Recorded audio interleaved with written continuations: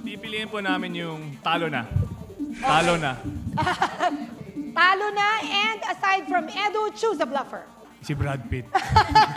Narito ang tanong, alien. Yay! Noong 1949, natalo ang boxer na si Gus Waldorf sa isang kakaibang boxing match sa Amerika. Ay. Ano ang kalaban niya? Oso. Bear? Yung sinabi ni Ata kanina. Oso. Yan ang hayop na hindi nalalaos. Oso lagi. Okay. Bear. Okay, alien! Whitney. Mali.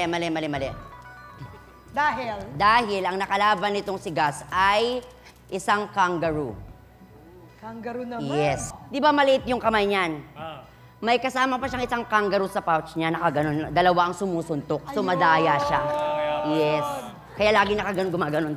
Apat-apat yung kamay na sumusuntok, kaya madaya. Kamay sa boxing match. Kangaroo. And Edu? Ako, sa tingin ko, ang pinakamahirap kalabanin, chimpanzee. Kasi sinasalamin ng chimpanzee ang lahat ng kinikilos ng isang tao. Kaya ginagaya ka niya lagi. Lagi. Oo. Lagi. Ay! Kailan ba siya nag-long sleeves? Di ba ngayon lang siya nag-long sleeves eh. Dati t-shirt lang yan. Nasa akin ang huling halakhak. Tandaan. Okay.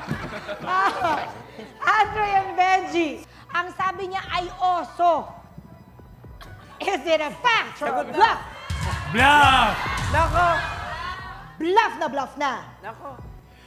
Bluff na bluff! Nako! Bluff board! Bluff nga ba? Please reveal!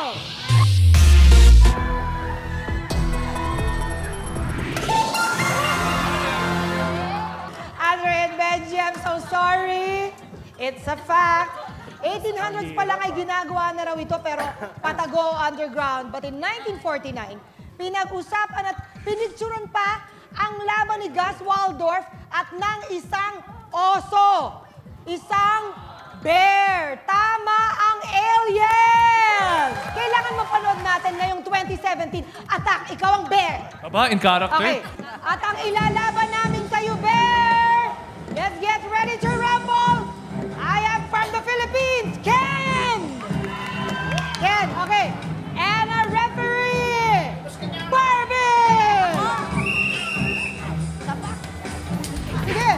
Ay! Ay! Teka lang! Sandali. Ikaw naman, nanlalakit ka naman eh. Knockout na! Mo eh. Knockout na!